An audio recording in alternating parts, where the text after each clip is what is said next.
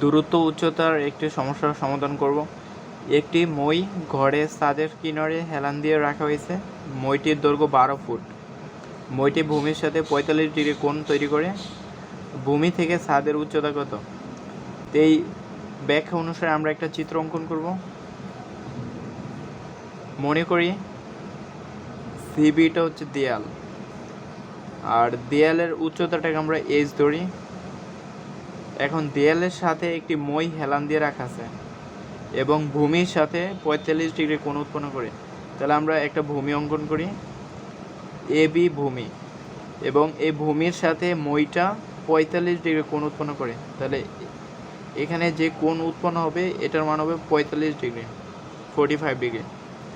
আর এখানে আমাদের মইটির দৈর্ঘ্যটা দেওয়া আছে, এই এ সিটা হচ্ছে মইটার দৈর্ঘ্য দেওয়া আছে 12 ফুট। এখন আমাদের ভূমি থেকে ছাদের উচ্চতাটা বের করতে বলছে, অর্থাৎ বি বিন্দু থেকে সি বিন্দুর দূরত্বটা বের করতে বলছে।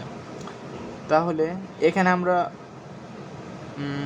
এটা কিন্তু একটা সমকোণী ত্রিভুজ।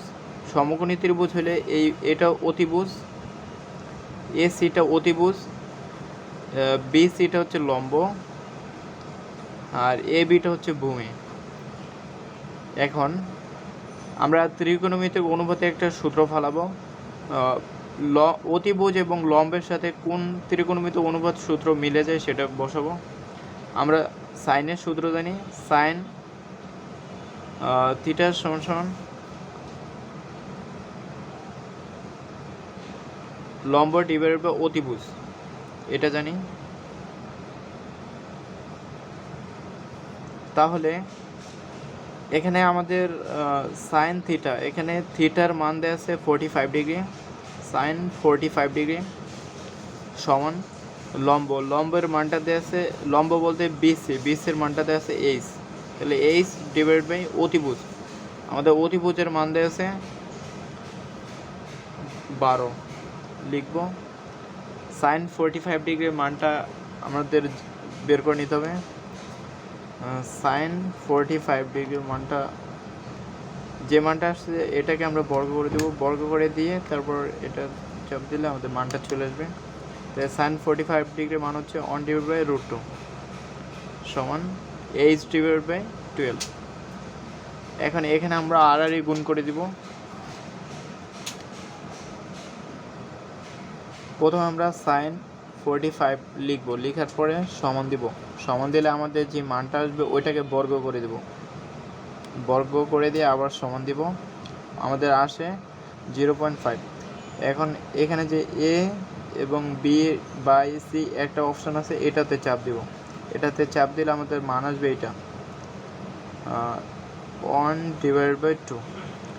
এটা আসলে এটাকে পুরোটাকে আমরা রুট করে দেব। তাহলে পুরোটাকে রুট করে দিলে 1কে বর্গমূল করলে 1ই হবে, আর 2কে বর্গমূল করলে √2 হবে। তাহলে সাইন 45 ডিগ্রি মান হচ্ছে 1 ডিভাইড বাই √2। এখন এটাকে আমরা আর গুণ করে দেব, এইচের সাথে √2 গুণ হবে 1-এর সাথে 12। তাহলে এইচ √2 সমান 12। তাহলে এইচ সমান 12 ডিভাইড বাই √2। এটাকে যদি ক্যালকুলেটর বসাই মান আসবে 12 ডিভাইড বাই √2 8.48। বা এখানে যেহেতু অনেক থার্ড করে 5 আছে, তাহলে আমরা এইটার পরিবর্তে 49 লিখলে হবে, এত ফুট।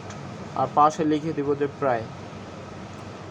এখানে আমাদের যেহেতু অতিভুজ অর্থাৎ মইয়ের দৈর্ঘ্যটা ফুট এককে দেওয়া আছে, তাহলে আমাদের এই উচ্চতাটাও ফুট এককে বসাবো। এখন যদি এখানে আমাদের ভূমির মানটা বের করতে বলতো যে এখানে ভূমির দৈর্ঘ্য কত, তাহলেও বের করতে পারতাম। আমরা তখন কজের অনুপাতে সূত্রটা বসাতে পারতাম। কস থিটা সমান কাশেমের ভূমি আছে, ভূমি ডিভাইড বাই অতিভুজ। তখন কস 45 ডিগ্রি মানটা বসাতাম। কস 45 ডিগ্রি ভূমির মানটা তো জানি না, ভূমির মানটাকে আমরা বি ধরে নিই। তাহলে বি ডিভাইড বাই অতিভুজের মান 12।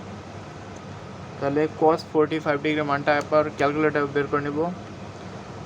cos 45 ডিগ্রির মানটা হচ্ছে সেম মান, অর্থাৎ sin 45 ডিগ্রির মান 1/√2 এবং cos 45 ডিগ্রির মানও 1/√2।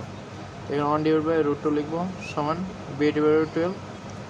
তাহলে b√2 সমান 12, b সমান 12/√2 সমান 8.49 ফুট। একই মান আসতেছে, লম্বের মান যা আসতেছে ভূমির মানও তাই আসতেছে। তো এভাবে আমরা দূরত্ব উচ্চতার অঙ্ক সমাধান করব।